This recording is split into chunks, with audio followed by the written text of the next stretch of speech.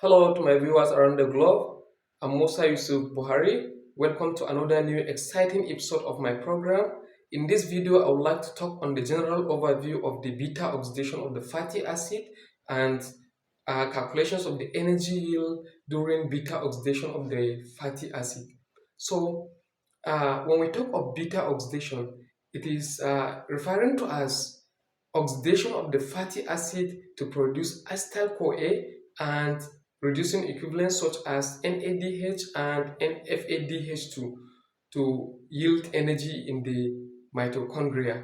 Now, these reactions involve successive breaking down of the fat and even number fatty acid to produce the acetyl-CoA. The breaking down of the fatty acid takes place from the beta carbon of the carboxylic end of the fatty acid, and that is why it is called beta oxidation. Take for example, consider this is fatty acid, which is R. Let's say this is CH2, this is another CH2, and then this is the functional group of the fatty acid, which is the carboxylic end. Now, this is the first carbon next to the carboxylic group is called the alpha carbon, while the one after it is called the beta carbon. So now the breaking down of the two carbon fragment, successive breaking down is existing between the alpha carbon and the beta carbon, and that is why it is referred to as beta oxidation of the fatty acid. Now, this beta oxidation, it is a mitochondrial catabolic process, meaning it is reactions that take place in the mitochondrial matrix, and that is why it is called mitochondrial catabolic pathway. So in this process of the beta oxidation, there are three stages that are involved usually in these reactions. Number one, we have mobilization of the fatty acid.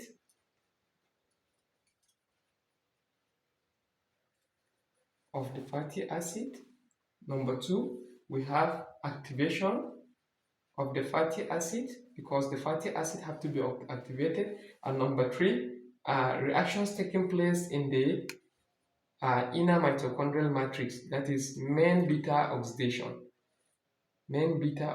reactions that is taking place inside the mitochondrial matrix. Now, I'm going to take this one after the other.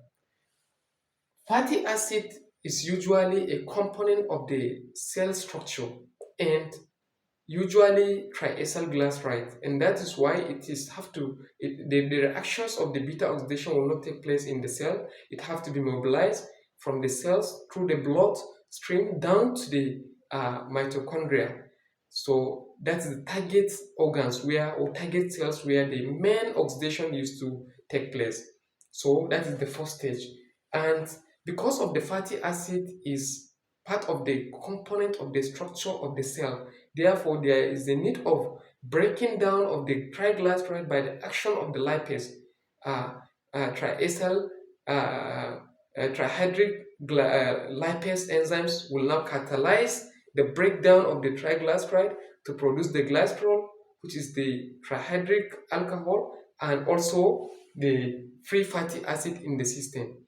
Now, after breaking down of this to produce the free fatty acid will not be able to undergo the beta oxidation in the cell or in the cytoplasm. As such, it is supposed to be mobilized down to the target cells where this process can take place. So now, the second stage, which is activation of the fatty acid. Fatty acid have to be activated in order for this process to take place. This is the activation of the fatty acid in this format. Consider this as your fatty acid, which is R, CH2, the net negative charge of the fatty acid. This is free fatty acid in the cytoplasm. Will now be activated in the presence of ATP. It requires ATP to activate this process to form AMP plus inorganic pyrophosphate in the presence of magnesium cofactor by the actions of acyl-CoA synthetase acyl-CoA synthetase. That is the enzymes responsible for catalyzing these reactions to produce the active form of the fatty acid. Now, RCH2, CH2.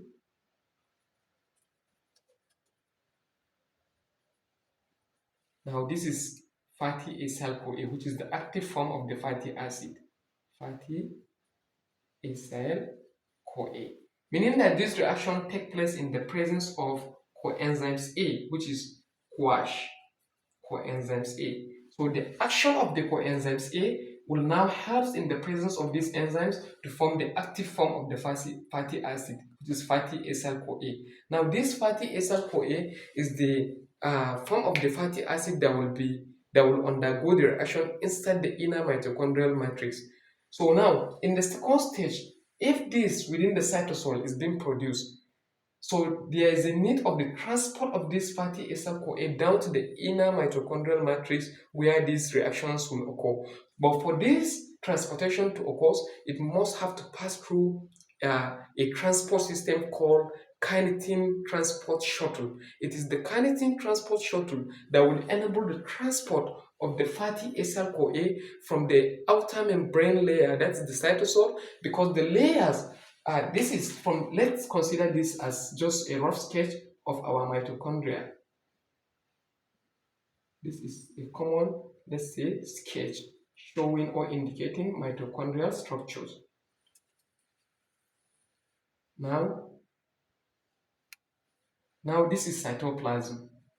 This is cytoplasm where this fatty acyl-CoA is there available. So now within this cytoplasm of the cell, this active form, because of the layer, this is the outer membrane space, which is having porous and is permeable. Because of this porous and permeability nature of the membrane, it will allow this active form of the fatty acid to diffuse into the inner membrane part of the mitochondria. And within the inner membrane, there is intermembrane space. This is intermembrane space. Now, this fatty acyl-CoA will be able to transport, because of the actions of CAT1 enzymes, which is kinetin acyl transferase 1, will enable this to shuttle it, to transport it down to the inner membrane space.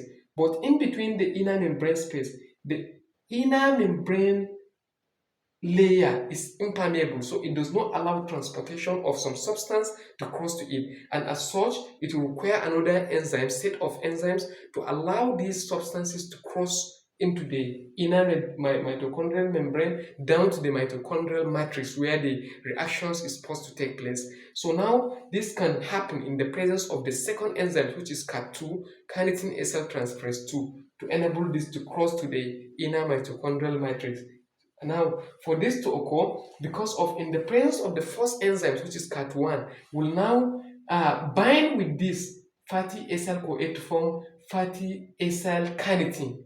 The fatty acyl kinetin is a form whereby it will not be able to undergo oxidation. So, and as such, CAT2 enzymes, which is kinetin acyl transferase 2, will now cleave and remove the kinetin from the fatty acyl kinetin and release it back to the outer mitochondrial membrane, and then attach the acyl group to the fatty acyl compound to form fatty acyl CoA inside the mitochondrial matrix, where the reaction of the beta oxidation will take place. So now I'm going to explain the stages of the reactions of the beta oxidation.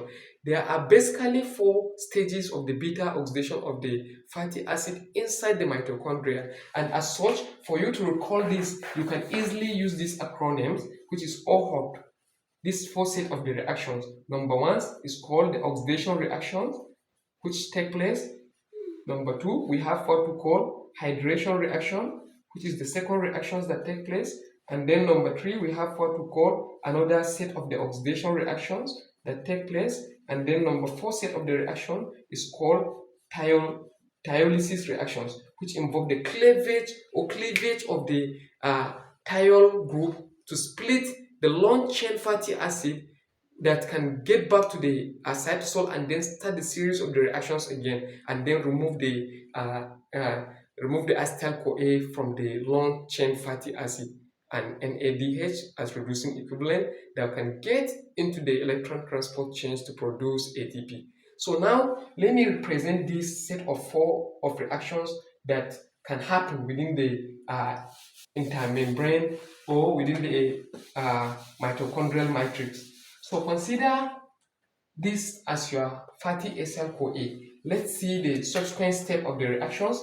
This will undergo the first set of reactions, which is called flavonoid coenzymes reactions. It involves the use of flavonoid. This FAD will undergo the hydrogenation reactions to capture 2 hydrogen from the fatty acyl CoA in the presence of enzymes acyl CoA dehydrogenase. Acyl CoA, acyl CoA dehydrogenase enzymes will catalyze the conversion of these enzymes into another compound which is called transenol CoA. So R C H double bonding will be introduced here, and then this is your acyl functional group. So this is this is enoyl CoA trans-enoyl CoA, which is non-stable compound. Trans-enoyl CoA. This compound is non-stable, and as such, it will have to undergo next reaction, which is hydration reaction. So this set of reactions utilizes an enzymes acyl CoA dehydrogenase, which will catalyze the oxidation reactions in this active compound. And the oxidation, remember from our basic understanding of chemistry, oxidation involves addition of oxygen to a compound or removal of the hydrogen. So therefore, this type of the oxidation is a dehydrogenation reactions because it involves the removal of 2 hydrogen atoms from this compound. That is why it is dehydrogenase, and therefore it introduces double bonding, because once 2 hydrogen is deficit, double bonding will be set in a compound, and that is why it is trans-enoyl CoA compound. So in the next reactions, this compound is not stable, it is transit compound. So it will undergoes hydration reactions in the presence of water by the action of enzyme hydratase. Transenol CoA hydratase. That is the enzymes that will catalyze these reactions in order to produce another set of compound, which is this, which is beta hydroxy acyl CoA.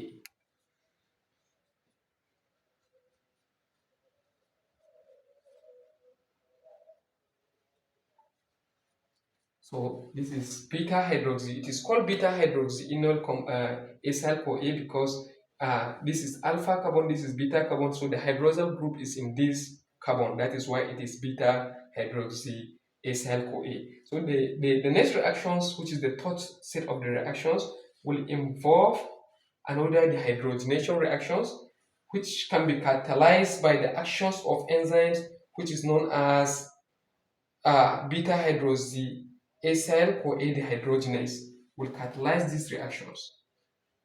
It is NAD reactions.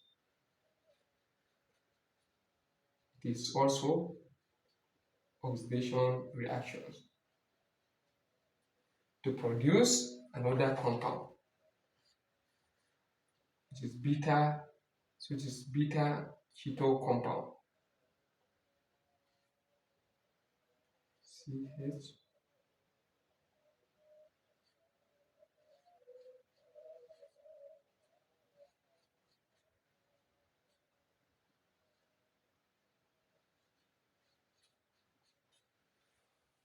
So that is beta hydroxy acyl CoA, and then this is beta keto acyl CoA. Beta keto acyl CoA. That is our next compound that has been produced from this reaction, and it is also a dehydrogenation reactions. So this beta ketoacyl CoA, it is an oxidation reaction because it involves removal of the hydrogen atoms from this compound. Hydrogen atom is being removed from the hydroxyl group of the uh, beta hydroxyacyl CoA. So one hydrogen here is removed. That means two hydrogen has been captured by the reducing equivalent, and as such it reduces the carbon atom of the hydroxyl functional group to produce beta ketoacyl compound. So and introduce ketone functional group on this atom. That is the functional group, and it is here. Now the next reactions is thiolysis, which involve breaking down of this carbon atom to produce the acetyl CoA and the fatty acid that is shorter of 2 carbon compared to the first fatty acid. Consider this as a palmitic acid. That means the acid palmitic acid is a 16 carbon acid. Now it will be short of 2 carbon and become 14 carbon fatty acid, which is myristic acid. Now the next reactions is going to produce in the presence of thiolase. Thiolase will now catalyze the breaking down of the carbon that is having the functional group of the ketone compound to produce this CH2 in the presence of coenzymes A plus acetyl CoA. So this is the acetyl CoA, and it is our 2 carbon compound. This is acetyl CoA, which is our 2 carbon compound that is so produced in the series of the reactions. That is what happened during this type of reactions. And then this is our myristic CoA, which is 14 carbon fatty acid, saturated fatty acid, meaning that it is short of 2 carbon atom that is produced from the 16 carbon fatty acid, which is the palmitic acid. And now in these reactions, the myristic acid will undergo the same or similar type of reaction that I've explained in this scenario. So like it will keep on undergoing the same type of reaction until all the number of carbon atom is completely broken down into acetyl CoA. So now I'm going to explain the energy yield or calculations that take place during beta oxidation of the palmitic acid. So this is a beta oxidation process. And now let us quickly look into the calculations of energy yield during fatty acid. So consider our fatty acid, which is palmitic acid that has been broken down during beta oxidation. Palmitic acid is a 16 carbon fatty acid, and it takes it produces how many acetyl CoA when it undergoes series of oxidation. Palmitic acid undergoes 7 series of oxidation, 7 series of beta oxidation,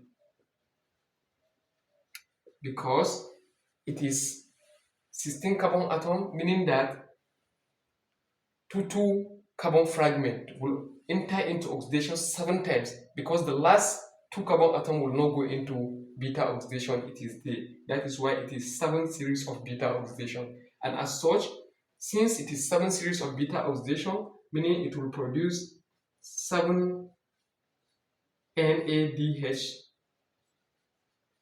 then 7 FADH2 when it enter into these reactions, and then 8 acetyl CoA, because of it is 16 carbon compound, 8 acetyl CoA during beta oxidation of palmitic acid.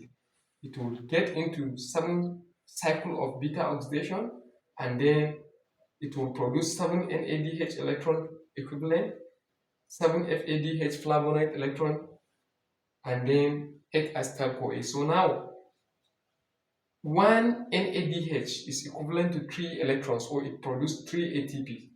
Now 3 ATP so produced times 7 series, which is 21 ATP. That is the amount of ATP produced by NADH that is being taking place during palmitic acid beta oxidation. And for this one, flavonoid producing equivalent, it produced 2 ATP, equivalent to 2 ATP. So 2 ATP times 7 set of the oxidation reactions, which is 14 ATP. Then for every acetyl-CoA that is so produced, there are 10 ATP that is being produced. So meaning that 8 acetyl-CoA times 10 ATP, this will give us 80 ATPs.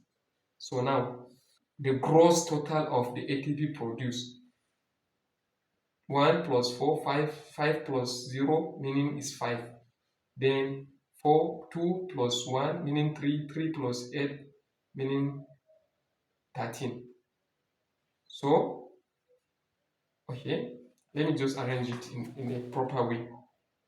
21, 14, 80. So here is going to give us 5. Here is going to give us 3. 3 plus 8 is going to give us 11. So we are going to have 115 ATP that is being produced as the net ATP for beta oxidation of palmitic acid. And remember that during beta oxidation, 2 ATP is required for the activation of the fatty acid, meaning we are going to subtract 2 ATP from this, minus 2 ATP. This can give us a net of 113 ATP during beta oxidation. So you can see that oxidation of fatty acid yield high amount of energy compared to glycolysis of carbohydrate or glucose. So thank you very much. We expect to see my next video for nutrient metabolism. Stay blessed.